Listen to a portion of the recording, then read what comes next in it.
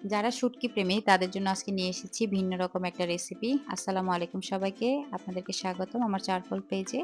আজকে আমি শেয়ার করব আমি কিভাবে মূলা দিয়ে শুটকি রান্না করি।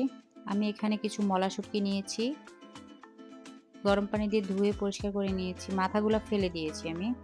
এখানে একটা মূলা কেটে নিয়েছি এরকম লম্বা সাইজ করে। এখন একটা প্যান বসিয়ে দিয়েছি। কিছু তেল দিয়ে দিব। অর্ধেকটার মতো করে পেঁয়াজ কেটে দিয়েছি। মূলাটা আসলে যে যেভাবে চায় সেভাবেই রান্না করতে পারে। কেউ হচ্ছে যে আ মাছ দিয়ে রান্না খেতে পছন্দ করে, কেউ আবার ভাজি, কেউ শুটকি দিয়ে। এটা যার, যার পছন্দের উপর ডিপেন্ড করে। বাট আমি দুভাবেই খেতে পছন্দ করি। কিন্তু আজকে আমি শেয়ার করতেছি আমি কিভাবে হচ্ছে যে শুটকি রান্না করি। এদিকে আমি হচ্ছে অলরেডি এক, এক করে সব মসলা দিয়ে দিয়েছি। সামান্য একটু হলুদের গুঁড়া, মরিচের গুঁড়া, আদা রসুন বাটা, একটু ধনিয়া গুঁড়া। মসলাগুলো যখন ভালো করে কষিয়ে নিয়েছি তারপর আমি এখানে শুটকিটা দিয়ে দিয়েছি। আমি হচ্ছে মলা শুটকির মাথাগুলো ফেলে দিয়েছি। যদি মাথাগুলো থাকে মাঝে, মাঝে হচ্ছে যে কেমন যে তেতো লাগে তাই ফেলে দিয়েছি। যখন ভালো করে কষানো হয়ে গেছে এখন আমি মূলা দিয়ে দিচ্ছি।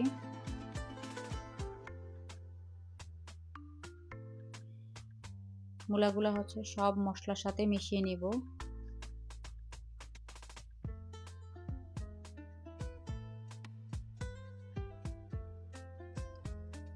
ভালো করে হচ্ছে নেড়েচেড়ে মিশাতে হবে যেন সবগুলা মূলার সবজির গায়ে যেন লেগে যায়।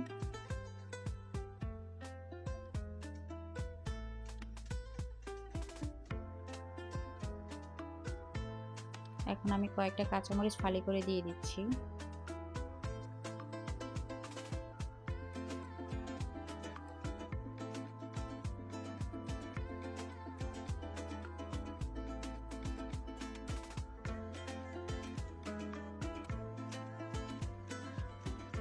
এ পর্যায়ে আমি কিছু পানি দিয়ে দিচ্ছি।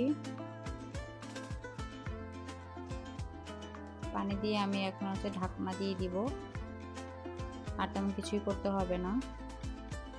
এই যে বলক চলে আসছে। মোটামুটি রান্না প্রায় শেষের দিকে। এই তরকারিটা হচ্ছে খুবই মজা হয়। যে আসলে যেকোনো শুটকি দিয়ে চাইলে করা যাবে। কেউ যদি চায় হচ্ছে আমি কাচকি শুটকি দিয়ে করব সেটাও করা যায়। কেউ টাকি শুটকি দিয়ে যে যেটা হাতের কাছে থাকে সেটা দিয়ে ট্রাই করতে পারবেন। খুবই মজা হয় তরকারিটা। কালারও খুব সুন্দর দেখুন চলে আসছে। আপনাদের কাছে যদি ভালো লাগে অবশ্যই কমেন্ট করে জানাবেন। আমার তরকারি রেডি।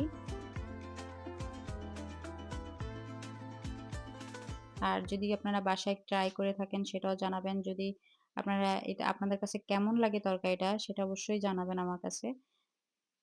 কমেন্টে জানাবেন। থ্যাংক ইউ সবাইকে। ভালো থাকবেন।